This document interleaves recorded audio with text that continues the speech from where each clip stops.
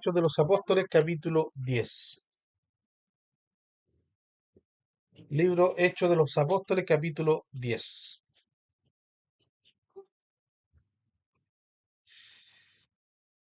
Eh, Vamos a leer del 1 al 16. ¿Ya? Y dice así en el nombre del Señor. Había en Cesarea un hombre llamado Cornelio, centurión de la compañía llamada la Italiana, piadoso y temeroso de Dios con toda su casa, y que hacía mucha limosna al pueblo, lloraba a Dios siempre. Este vino claramente, este vio claramente en una visión, como a la hora novena del día, que un ángel de Dios entraba donde él estaba y le decía, Cornelio. Él al mirar fijamente y atemorizado dijo, ¿qué es, Señor? Y él le dijo, tus oraciones y tu limosna han subido para memoria delante de Dios. Envía pues ahora hombre a Jope y haz venir a Simón, el que tiene por sobrenombre Pedro. Este posa en casa de cierto Simón Curtidor, que tiene su casa junto al mar. Él te dirá lo que es necesario que hagas. Ido el ángel que hablaba con Cornelio, éste llamó a dos de sus criados y a un devoto soldado que les servía y que le asistían, a los cuales envió a Jope después de haberle contado todo. Al día siguiente, mientras ellos iban por el camino y se acercaban a la ciudad, Pedro subió a la azotea para orar cerca de la hora sexta, y tuvo gran hambre y quiso comer, pero, pero por mientras que le preparaban algo, le sobrevino un éxtasis y vio el cielo abierto y que descendía algo semejante a un gran lienzo, y que atado de los cuatro puntas era bajado a la tierra. En el cual había de todo cuadrúpedo, terrestres y reptiles y aves del cielo. Y le vino una voz, levántate, Pedro, mata y come. Entonces Pedro dijo, Señor, no, dijo Señor, no porque ninguna cosa, perdón, estoy, pegué. Entonces Pedro dijo, no, Señor, porque ninguna cosa común o inmunda he comido jamás. Volvió la voz a él la segunda vez, le dijo, lo que Dios limpió, no lo llames común. Esto se hizo tres veces y aquel lienzo volvió a ser recogido en el cielo. Amén. Tomen sus asientos, mis hermanos. Este pasaje, este pasaje es uno de la historia más extensas que nosotros podemos ver y leer en el libro de Hechos y en el Nuevo Testamento, ¿ya? Eh, Abarca desde el capítulo 10, versículo 1, y termina en capítulo 11, versículo 24, si no me equivoco. Versículo 18. Va del capítulo 10, 1 al capítulo 11, 18. Todo eso relata el mismo evento, el mismo relato, y aquí nosotros lo podemos dividir en seis partes, siete. Y hoy día vamos a hablar dos de ellas, ¿ya? Se pueden dividir en varias escenas, por ejemplo, la primera que va desde del versículo 1 al 8, donde Dios le muestra la visión a Cornelio. Luego podemos ver la segunda escena, donde le muestra la visión o Dios habla con Pedro. La tercera escena es cuando Pedro se encuentra con estos caminantes, con los enviados del Cornelio. La cuarta escena es cuando Pedro se encuentra con Cornelio. La quinta escena ya. Ah, no. Después la quinta escena es cuando Pedro predica. La sexta escena es cuando el Espíritu Santo obra. Y luego la séptima escena es cuando la iglesia de Jerusalén acepta lo que ocurrió con Cornelio. ¿Ya? Y aquí hay varios temas, varios puntos interesantes, mis hermanos, que nosotros podemos estar viendo. Y Dios mediante estos próximas tres domingos que vienen más adelante, vamos a estar meditando en este pasaje. Amén. Así que, como dijo alguien por ahí, pongamos harta oreja, pestaña y ceja a la predicación. Amén. Así que le invito a que inclinen su cabeza, vamos a orar al Señor. Eterno Dios y buen Padre Celestial, en esta hora inclinamos nuestra cabeza delante de Dios amado, reconociendo que tú eres el Señor de todo, Padre Celestial. Y ante ti postramos nuestra mirada, Padre Celestial, porque somos indignos, mi Dios amado, de permanecer altivo delante de ti, Padre Celestial. Mi Dios amado, en esta hora tu Santo Espíritu sea en medio de nosotros y por nosotros, Padre Celestial. Sea hablando, edificándonos, Padre Celestial, a través de tu palabra. Y como oraba nuestra hermana Agustina en su oración, mi Dios amado, que tu Santo Espíritu sea enseñoreándose sobre nosotros, sobre nuestra vida y sobre esta iglesia, Padre Celestial. Te lo rogamos a través de Jesús, nuestro Salvador. Amén. Amén. Este hecho, este relato, este pasaje es de mucha importancia. Por algo Lucas le da esta importancia y se extiende en el relato a diferencia de otros. Cuando Lucas quiere hacer notar algo o reflejar algo, se extiende y se amplía. Por ejemplo, lo vimos anteriormente, cuando Pedro fue a sanar a Enea, él dijo que había un hombre enfermo y Pedro lo sanó. Pero fue muy diferente cuando trató el relato de Tabita. Dijo Tabita, una mujer piadosa, temerosa, discípula de la iglesia. Y ahí. Entonces podemos ver un pequeño relato, un relato mediano y un gran relato que ahora nos presenta Lucas como la conversión de Pedro. Y este relato, este clima cambia, por así decirlo, no por así decirlo, cambia absolutamente lo que viene de aquí adelante en la iglesia. Lo que viene, estas dos oraciones, como dijo, me comentó un hermano amigo de Nicaragua, Emanuel Rodríguez, estas dos oraciones cambiaron la historia. La oración de Pedro y la oración de Cornelio. Entonces este relato no es menor. Los hechos que acontecen aquí no es menor. De partida nos presenta a un centurión.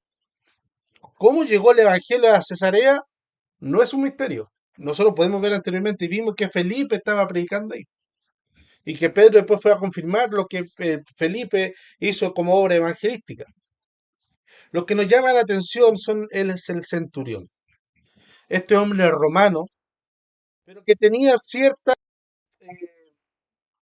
llamado o cierta simpatía con la religión judía.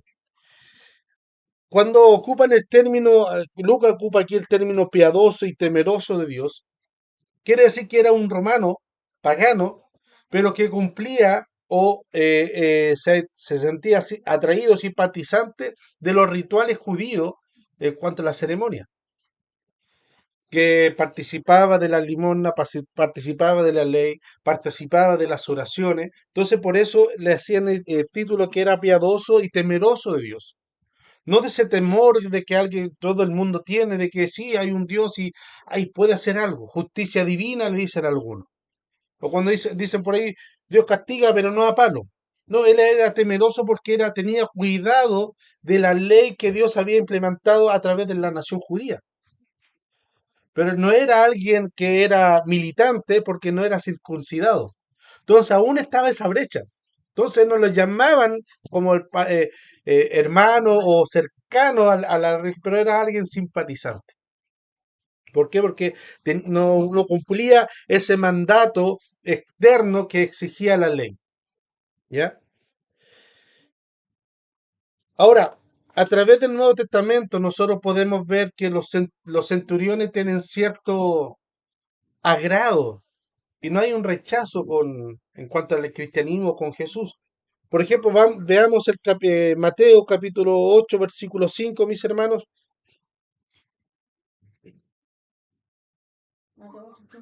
Exacto.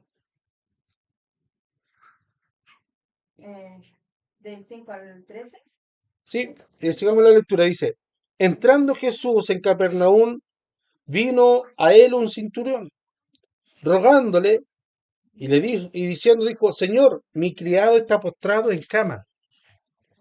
Ese relato es muy conocido. El centurión tenía un criado que estaba en cama, estaba de doliente. Algunos han especulado por ahí que tenía un amorío sentimental con el criado, por eso tuvo tanta compasión porque les cuesta entender que alguien pueda sentirse conmovido por el dolor, entonces le inventan amorío externo por ahí, que era, entre paréntesis, era común en aquella época, era común incluso en la filosofía griega, era que para tener relación sexual por placer, el hombre tenía que hacerlo con hombre, porque la mujer era alguien inferior, era solamente para procrear.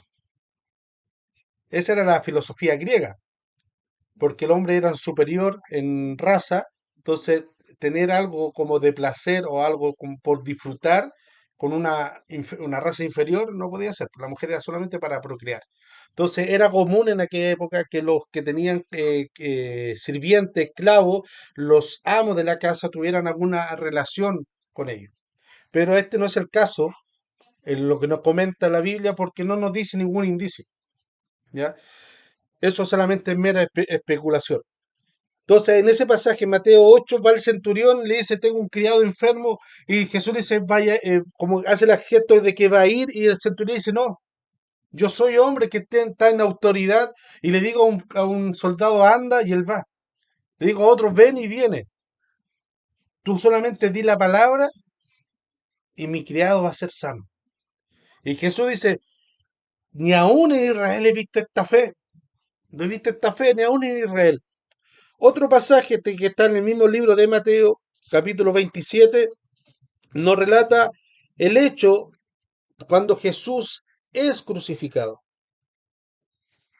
Y está en la agonía, nos relata el pasaje, nos relata un hecho de lo que dice un centurión también. Mateo 27, versículo 54. Dice así, el centurión y los que estaban con él guardando a Jesús, visto el terremoto y las cosas que habían sido hechas, temieron en gran manera y dijeron, verdaderamente este era hijo de Dios. Entonces, hay como un cierto agrado, en parte podemos ver de parte de los centuriones. Los centuriones eran como tipo de, no general, pero eran como capitanes, tenían a mando 100 personas. Centurión, 100 personas, 100 soldados. Entonces era un centurión que era alguien que buscaba a Dios, pero no como hemos visto en los días martes, el estudio de la revelación general, que el ser humano sabe que hay un Dios, pero este también creía que había un Dios, pero no cualquier Dios, no como para ver si la chunto a un Dios por ahí, sino que él adoraba al Dios de Abraham, de Isaac y de Jacob. Entonces era alguien que estaba pendiente y era temeroso de los rituales aún más que los judíos. Mire lo que le dice el ángel cuando se encuentra o cuando se presenta a este hombre. El ángel de Dios entraba donde él estaba, versículo 3, y le decía, Cornelio. Y aquí hay una expresión, obviamente, que todos tendríamos cuando se nos ocurre algo así, por lo menos yo la tendría, estaría totalmente atemorizado con la expresión que dice ahí en el griego, casi fuera de sí. Ver a un ángel de Dios, ver a un ser, le dice, ¿qué es, Señor? Casi similar a la expresión que ocupa Pablo cuando Jesús se le aparece en el camino. Y mira lo que dice el ángel. Tus oraciones y tus limosnas han subido para memoria delante de Dios. En otra expresión, en otra traducción, se lo podemos explicar, decir, tus limosnas y tus oraciones, tus buenas acciones no han pasado en vano delante de Dios. No han pasado en vano. Cornelio, todo lo que tú has hecho no pasó de largo, sino que Dios lo tiene presente y siempre lo tuvo presente. Y tus oraciones no han sido escasas ni se han sido en vano, sino que han tenido lo que tú has deseado. Entonces, nosotros vemos acá la primera expresión de este hombre que no es alguien ajeno. A lo mejor no era alguien dentro de la familia de Israel, del pueblo escogido, pero tenía las características que desde el Antiguo Testamento Dios hablaba y requería de los cristianos o de su nación. Vamos al libro de Miqueas, Antiguo Testamento, casi, casi, casi al final. Miqueas capítulo 6, versículo 8. Quien lo tenga, lo puede leer. Sí. Dice, oh hombre, él te ha declarado lo que es bueno y que pide Jehová de ti, solamente hacer justicia, amar misericordia y humillarte ante tu Dios. Amén. ¿Qué se dice de Cornelio? Hombre piadoso y temeroso de Dios con toda su casa. El profeta Miqueas, ¿qué le pide a la nación de Israel, a la nación escogida por Dios? Le dice, oh hombre, él te ha declarado lo que es bueno y que pide Jehová de ti, solamente hacer justicia, ser piadoso, hacer misericordia, característica de piadoso, y humillarte ante Dios, temeroso, oración. Eso es lo que pide los profetas, y podemos ver hacia atrás, los profetas, lo que es la característica que tiene que hacer la nación, lo que pide Dios de la nación de Israel. O cuando también le dice, ustedes circuncidan, pero no se han circuncidado su corazón. Ustedes me tienen hastiado de sacrificio, pero no quiero eso. Misericordia quiero, más que sacrificio. Entonces, estas características son de la nación de Israel. Ahora, esa característica también pasan al cristiano, sean oriundos por genética judío o no. Vamos al libro de Santiago, casi al final del Nuevo Testamento. Santiago capítulo 1, versículo 27. Dice lo siguiente. Dice, la religión pura y sin mancha delante de Dios el Padre es esta: visitar a los huérfanos y a las viudas en sus tribulaciones y guardarse sin mancha del mundo. La religión pura y sin mancha. Algunos dicen, oye, pero si Jesús no es religión, es relación. No, Jesús es religión. Porque la esencia de la religión es que nos impulsa y crea una relación. No suena bonito, suena frase de marketing y llamativa. No, la Biblia dice, la religión pura es esta. No encontramos ningún pasaje que diga Jesús no es religión, sino que es relación. No, la religión pura es esta: visitar a los huérfanos, ayudar a las viudas y mantenerse sin mancha del mundo. Los apóstoles y los escritos bíblicos, nos presenta cuál es la fórmula de mantenernos sin mancha delante de Dios o tratar de mancharnos, que es a través de la oración. Hay un escrito anónimo que dice, el que ora no peca y el que no ora peca. Una frase, alguien lo escribió por ahí, pero es muy cierto. Poder mantenernos del mundo sin mancha con cualquier otra cosa, menos la oración, estamos peleando en balde. La oración, mis hermanos, es algo bien importante. Y este hombre, que aún no había sido acercado o bautizado o sellado con el Espíritu Santo, ya la presentaba en su vida. Es llamativo que este hombre se hable de esta, y que Lucas se refiere a él, de este hombre, a un hombre piadoso, de un gentil, de un romano. Los romanos eran como se llama, famosos por oprimir a los que estaban debajo de ellos, cobrarle intereses que no, simplemente porque se le cruzó, oye, pasa, ¿tú de dónde eres? ¿Eres judío? Ya, dame 10 denarios, no sé, un ejemplo. Y eso topó para adentro. Y eran famosos por ser opresores de clase mundial.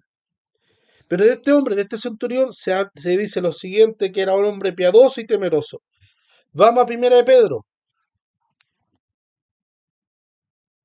Primera de Pedro, capítulo 7, verso 11. Perdón, 4. 4. 4 del 7 al 11. Dice así: mas el fin de todas las cosas se acerca. Sed pues sobrios y velad en oración. Y ante todo, tened entre vosotros ferviente amor, porque el amor cubrirá multitud de pecados. Hospedaos los unos a los otros sin murmuración. Cada uno, según el don que ha recibido, ministrelo a otros como buenos administradores de la multiforme gracia de Dios. Si alguno no habla, si alguno habla, hable conforme a las palabras de Dios.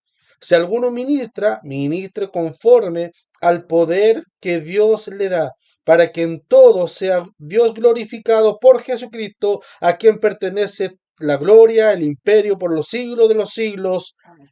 Amén. El fin de todas las cosas se acerca. Y Pedro dice, y ante todo, estar sobrios y velad en oración.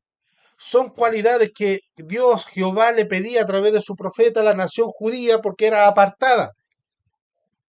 Los hombres que se acercaron, que nosotros podemos ver, que se acercan delante de Dios, tienen esta característica y son cualidades que los apóstoles afirman a la iglesia, a la nueva iglesia en sus cartas, y son cualidades que deberían estar en nosotros.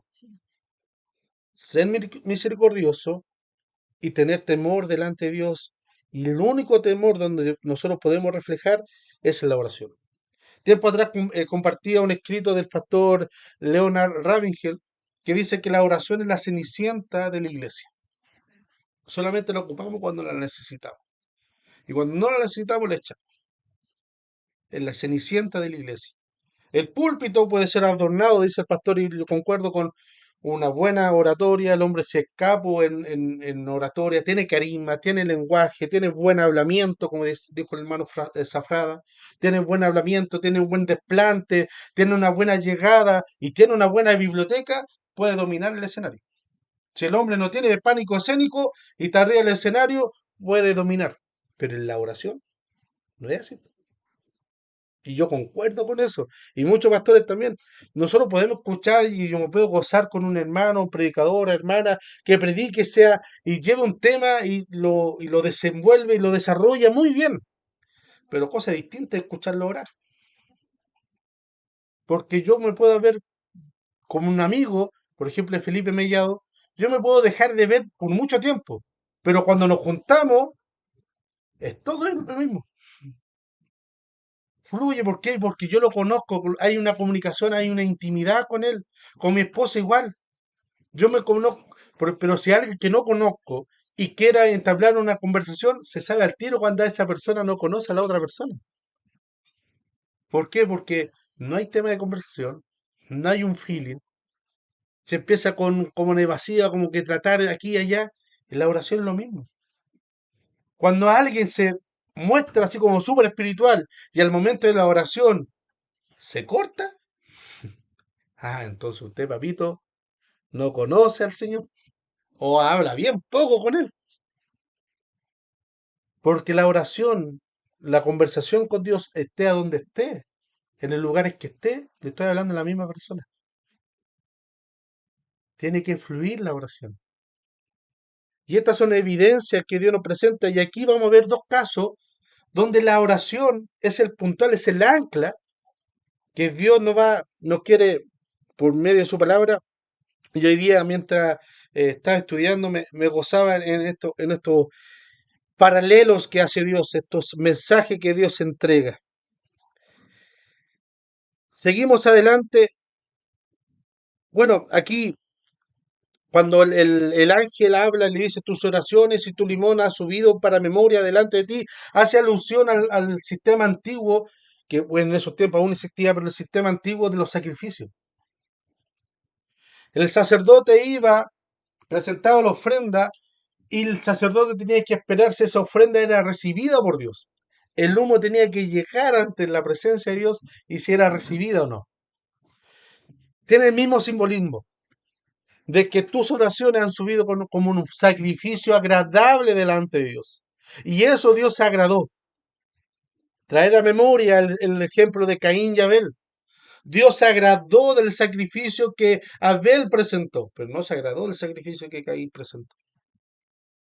Aunque él, con su esfuerzo, presentó lo mejor de lo mejor de lo mejor.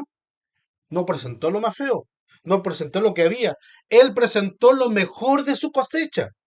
Y ahí, por ejemplo, ahí podemos tener un ejemplo, mis hermanos, que muchas veces se ocupa, sobre todo en el arte, el score, en la música. Hermano, hay que entregar lo mejor para el Señor.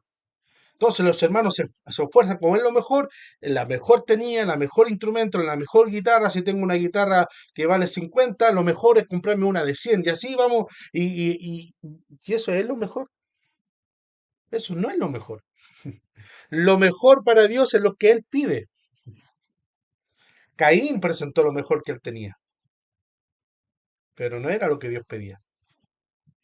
Nosotros podemos esforzarnos como lo mejor que lo que nosotros tenemos o creemos, pero de ahí a que sea lo que Dios pide, demanda, es otro cuento. Y seguimos en el relato, y este hombre, perdón, el ángel le dice a Cornelio que envíe, le da instrucciones de lo que haga, pero no le dice nada más.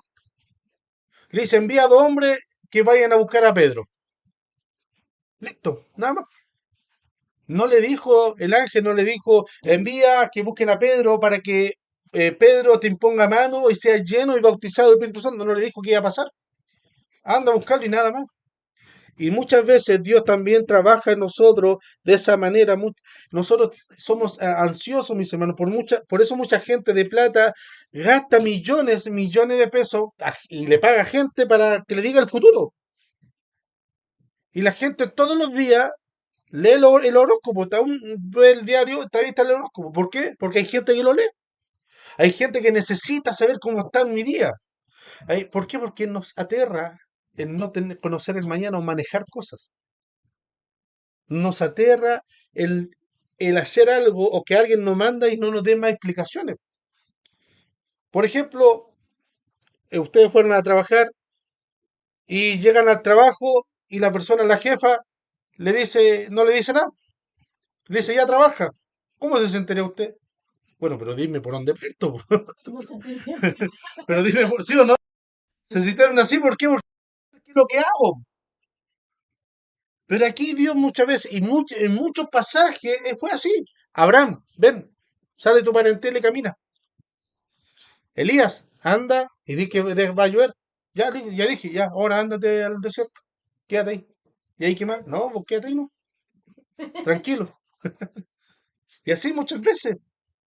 Dios nos habla, nos manda, pero queremos más información. Pues pásame la introducción, pásame lo que va para ir más adelante, por último, para ir adelantando trabajo. No, pero Dios le dice a este hombre, perdón, el ángel le dice a este hombre, manda a gente que vayan a buscar a Pedro. Y listo. Bueno, ¿y para qué? Manda. Y este hombre hizo lo que el ángel le mandó. Y el hombre fue y mandó, versículo 7, y dio el ángel que hablaba con Cornelio, este lo llamó a 2 criados y a un devoto soldado. Y ahí termina la primera escena. Y ahí tenemos la primera escena. Ahora, nos dice, al día siguiente, mientras ellos iban por el camino y se acercaban a la ciudad, Pedro subió a la azotea a orar. Cerca de la hora sexta, y tuvo gran hambre y quiso comer, pero mientras le preparaban algo, lo sobrevino un éxtasis. Y vio el cielo abierto y de él descendía algo semejante como un gran lienzo o una gran sábana que atado en las 4 puntas bajó a tierra, en el cual había todo cuadrúpedo, de los cuales había cuadrúpedos terrestres, reptiles y aves del cielo. Al día siguiente, Dios habla con Pedro. Ahora, ¿qué es lo que estaba haciendo Pedro? Orando. Los judíos tenían por norma sacrisanta orar 3 veces al día. Judío que no oraba 3 veces al día no se podía llamar judío. En la mañana, en la tarde y en la noche. Pero aquí vemos que Pedro, siendo un judío con todas sus letras, estaba orando en una hora que no era normativa. O sea, yo tengo que entrar a las 8 en mi trabajo porque es mi obligación. Y tengo que salir a las 5, a las 6 porque es mi obligación, es mi contrato. ¿Cierto? Si yo llego antes, no me están obligando. Si yo me voy después, no me están obligando. Y si tampoco, peor me quedo después si no me pagan la hora extra. Si no me pagan hora extra, a las 5 patita pa' que te quiero. No conozco a nadie que se quede 2 horas extra todos los días sabiendo que no le pagan esa hora extra. A no ser que el trabajo que haga sea su pasión. Cuando es la pasión, da lo mismo, porque le gusta, le nace. Asimismo con Pedro. Ellos por ley tenían 3 horas, 3 días la oración. Si alguien le exigía una cuarta hora o una cuarta oración en el día, no, yo ya estoy cumpliendo con lo que, no.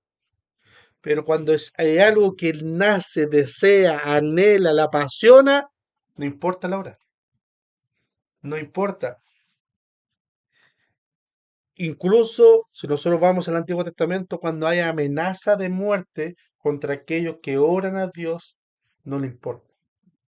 Daniel y sus amigos. Había amenaza de muerte y ellos seguían orando al Señor. ¿Por qué? Porque era una pasión de adentro. Y mis hermanos, muchas veces nosotros queremos que sea como una varita mágica, como que vengamos un día domingo al culto y decía hablaba nuestra hermana Yarna, y que Dios nuevamente nos vuelva a encantar, a envolver con su amor y que nos avive la llama, la pasión por Él. Pero la pasión, más allá de un toque divino, viene a ser un trabajo esforzado. Pablo le dice a Timoteo, aviva el don de Dios que está en ti. Cuida que se te apague. Cuida que mengüe, sino fortalécelo. Cuida el fuego de don de Dios que está en ti. Y eso es algo que nosotros debemos cultivar, mis hermanos. La pasión por Dios. No es algo que van a hacer o podemos estar esperando que venga algo milagroso de parte de Dios.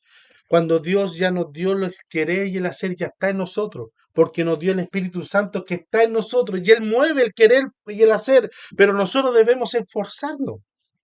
Pedro perfectamente podía estar cumpliendo sus normas, sus 3 horas, pero él tenía ese anhelo de orar con Dios y subió al techo, buscó el lugar, buscó la instancia para poder orar tranquilamente y apartarse de los ajetreos que había en la casa.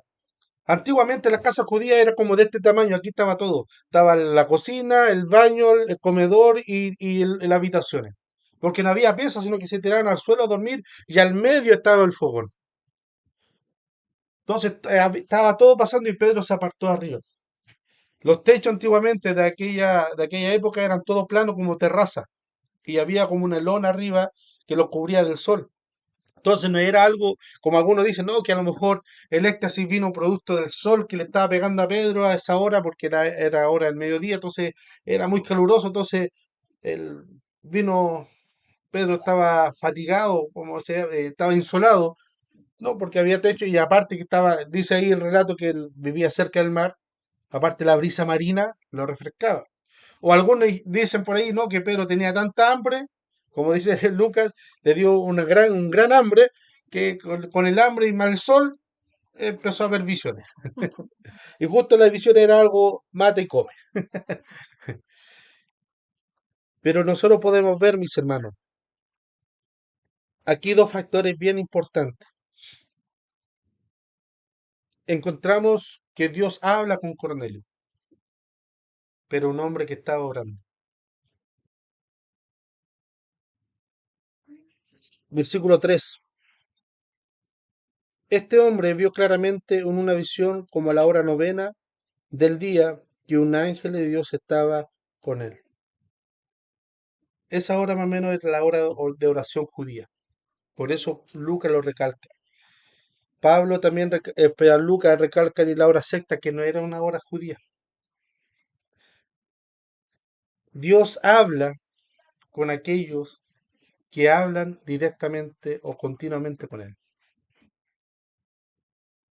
A Cornelio le habló cuando estaba orando y a Pedro le habló cuando estaba orando.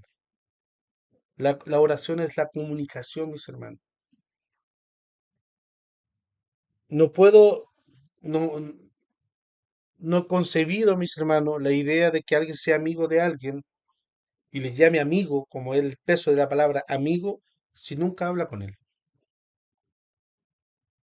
si nunca conoce su carácter, conoce cómo él reacciona cuando está frustrado, cuando está alegre, cuando está enojado, cuando está con presión encima, cómo él se relaciona con su familia, con su casa. De afuera todos los, y es un dicho muy común, de afuera en la iglesia todos los vemos santos, nos falta la pura ala de la aureola y nos vamos para el cielo. Pero distinto es nuestra relación íntima, como yo me relaciono con mi esposa, con mis hijas, con mi trabajo, con mis pares, con mi jefe, con lo demás. Distinto mi carácter cuando yo estoy enfermo, cuando estoy en prueba, cuando estoy contento, cuando estoy frustrado, cuando estoy enojado, cuando tengo sueño y hambre, cómo reacciono.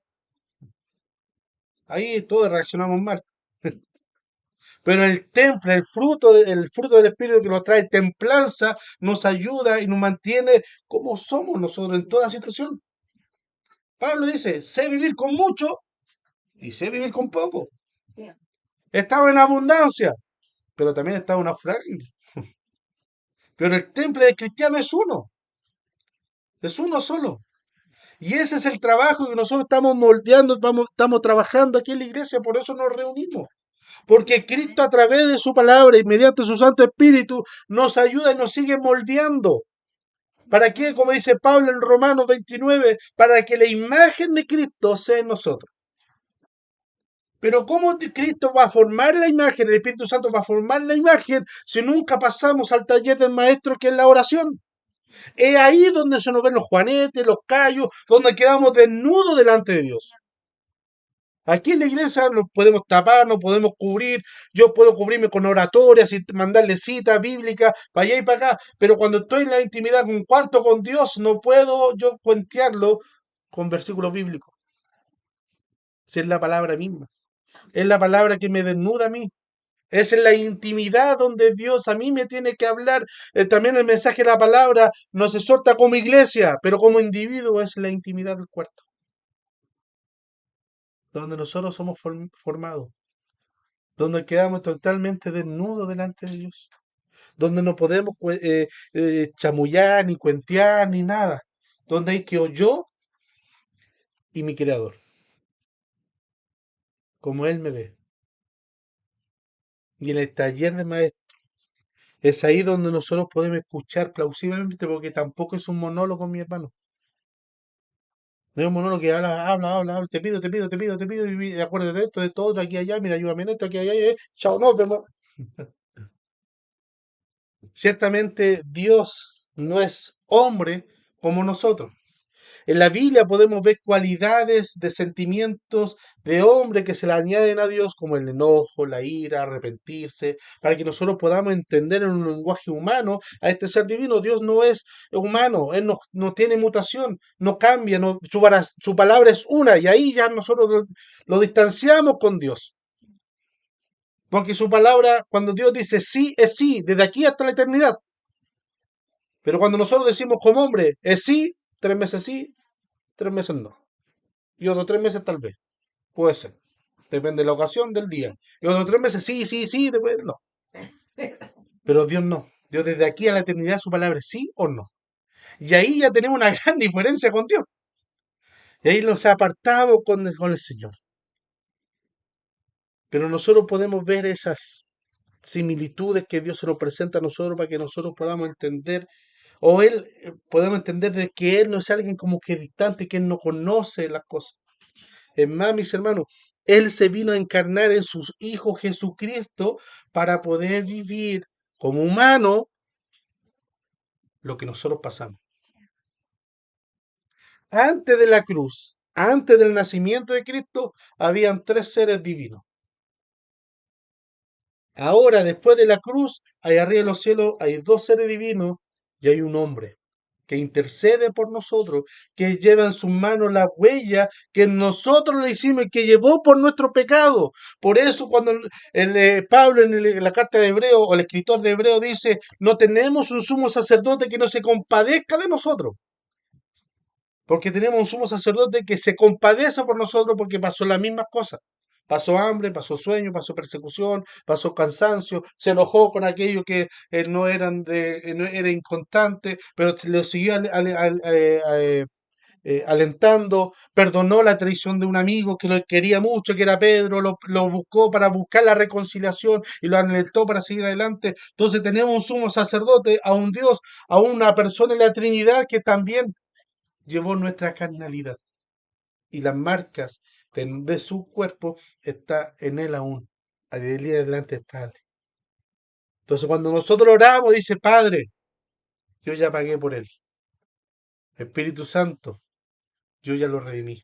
Entra, mora en él, trabaja en él. Yo ya pagué por su precio, ya pagué por su alma, por su ser. Pero nosotros no queremos. Y le da una expresión, le da un sueño a Pedro de algo que él dice, Pedro, mate, come. Y aquí le dice, Pedro le dice, Señor, no. Y la expresión que ocupa como Señor es Kyrios, que quiere decir amo. O sea, hay una contradicción. Señor, tú eres mi amo, yo te tengo que obedecer, pero no. No, porque ninguna cosa común o inmunda he comido jamás. Y volvió la voz a él de decir, por segunda vez dijo, lo que Dios limpió, no lo llames común.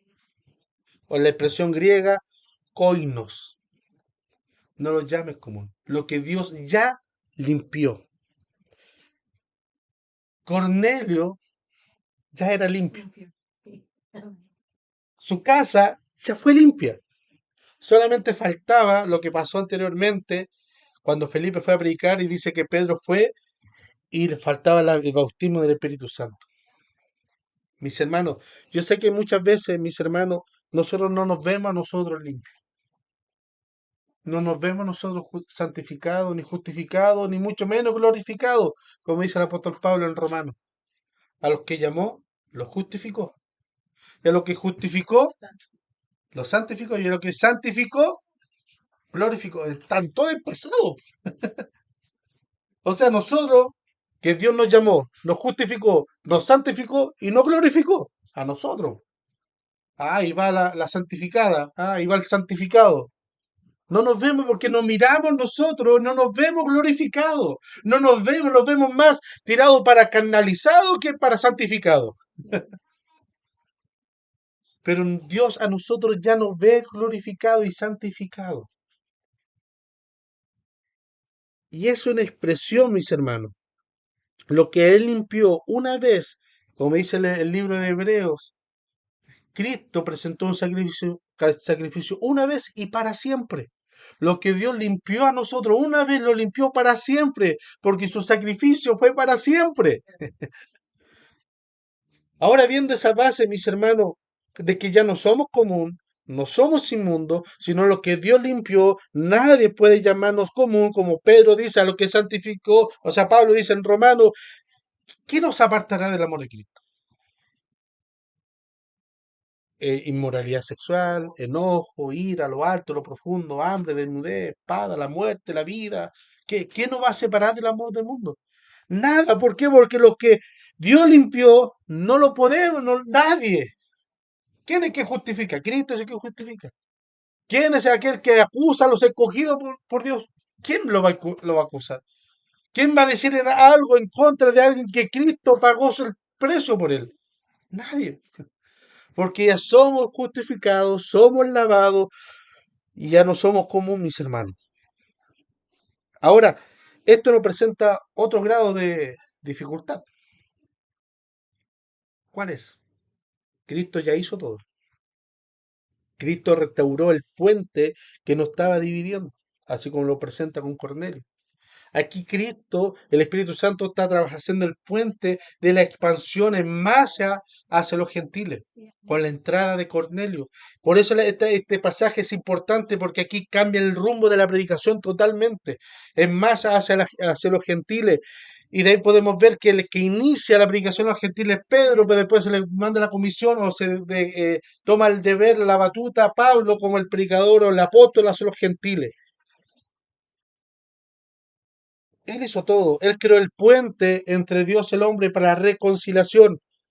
Ahora, si Cristo nos justificó, si estamos en comunión, tenemos la relación restaurada con Dios el Padre, y el Espíritu Santo está trabajando en nosotros, ¿cuál es la excusa de no ir en oración ante Dios? ¿Cuál es la excusa para nosotros, como dice Miqueas, como dice Santiago, como dice Primera de Pedro, de no llevar una vida piadosa y ser humillado ante la planta de Dios? De no llevar una oración, mis hermanos. Eso, como le dije anteriormente, la pasión se va cultivando y los hábitos igual. Si no empezamos nosotros a desde ahora a cultivar, a forzar nuestra carne, hay una alabanza antigua que dice, mi carne no quiere que yo ore porque sabe que la oración le hace mal. Y es así, mis hermanos. Si no podemos andar aquí con cuentos y en relación a lo que pude escuchar ayer de la predicación del pastor Jerónimo, porque estaba haciendo otras cosas atrás, lo que pude escuchar es así, mis hermanos. Nuestra lucha diaria es con nosotros.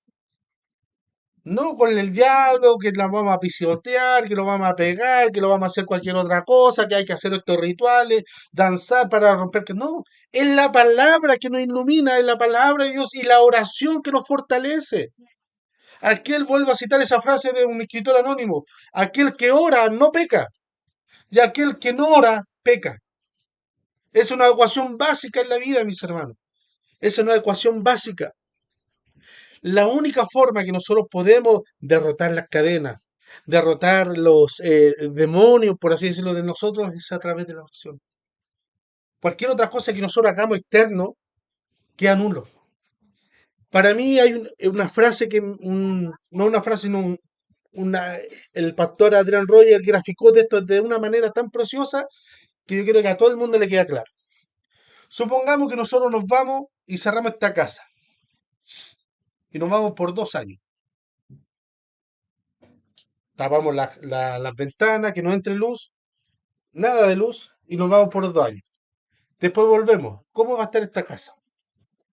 Llena de arañas, de bichos, sin luz.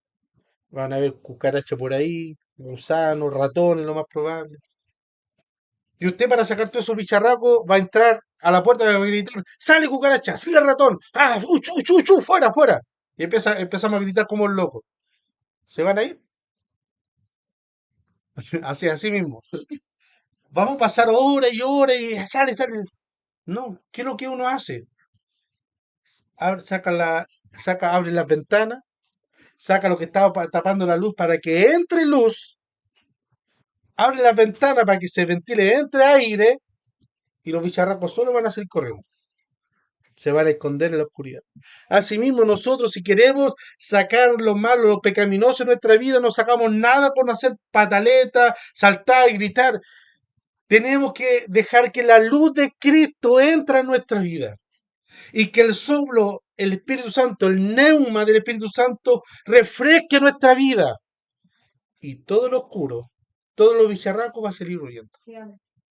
Mientras más nos acerquemos a la luz, más luz va a haber en nosotros, mis hermanos. Mientras más en comunión entremos con Dios, con nuestro Creador, mejor vamos a ser.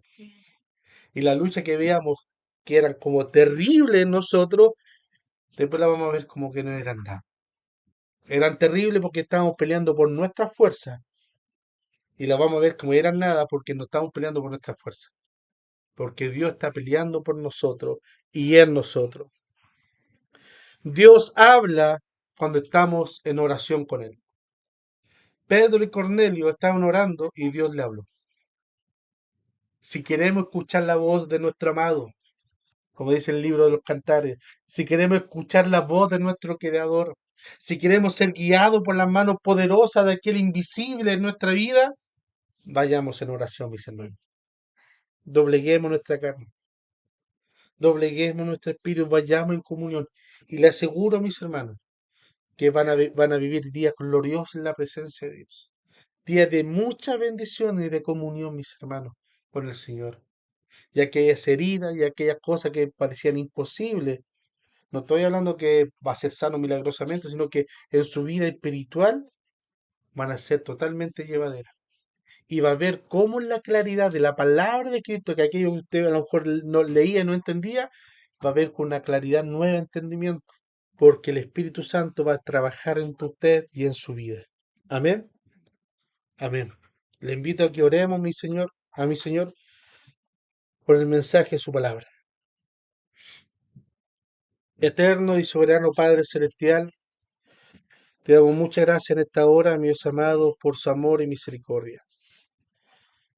Padre Celestial, el ser humano es muy raro, mi Dios amado, sobre todo en la parte espiritual. Y en este asunto me incluyo yo, Señor. Sabemos que la oración, Padre Celestial, nos acerca a ti. Sabemos que la lectura de tu palabra nos lleva a conocerte más a ti, Padre Celestial, de lo que quieres, quién eres y qué es lo que vienes a hacer en nuestra vida. Y la oración a través de nosotros, Padre Celestial, es cuando tú nos hablas, Padre Celestial, y moldea esa comunicación tan rica, mi Dios amado, en el cual nos lleva a tener victoria sobre todas nuestras cosas, sobre toda nuestra vida. Sabemos y están ahí. Y lo hemos escuchado una y otra vez. Y nos cuesta, Padre Celestial. Nos cuesta, mi Dios amado. No tengo duda, Padre Celestial, que nuestros hermanos oran. De eso no me cabe duda. Y también me incluyo, Padre Celestial. Pero a lo mejor no oramos lo que debiésemos orar. No tengo duda, Padre Celestial, que nuestros hermanos hablan contigo en su mente, en su pensamiento y están pensando en ti, mi Dios amado. Pero a lo mejor no es lo que usted desea, ni la constancia, ni la calidad que usted desea, mi Dios amado. Padre Celestial, ayúdanos, mi Dios amado, a que nuestro orgullo, Padre Celestial, no se interponga ante nuestra relación contigo y que debamos examinarnos y ver qué es lo que quieres y qué es lo que deseas con nosotros. Y dice un coro de un himno, Padre Celestial, Señor, si antes no te amaba, si antes no te amaba, Señor, ahora sí, Señor, ahora sí te amo, Señor. Si antes te oraba una vez al día, Señor, dos veces al día, pero no en cantidad, sino que en calidad, Padre Celestial. Que tu Santo Espíritu sea trabajando en nosotros, mi Dios amado, y llevándonos a esa comunión, Padre Celestial, que un día tú pagaste, mi Dios amado, construiste la relación o restauraste la relación perdida que estaba entre yo y mi Dios, ese ser creador. Construiste y arreglaste esa relación, Señor. Y no solamente eso, sino que enviaste el Espíritu Santo para que pueda mejorar mi comunicación día a día. Como dice Pablo, lo que sabemos pedir no sabemos pedir que no que conviene, sino que el Espíritu Santo intercede por nosotros con gemido indecible. Ayúdanos cada día, Padre Celestial, ante ti. Ayúdanos a buscarte cada día más, mi Dios amado, individualmente y también como congregación. Padre Celestial, que tu Santo Espíritu sea gobernando nuestra vida, desde ahora y para siempre. Amén.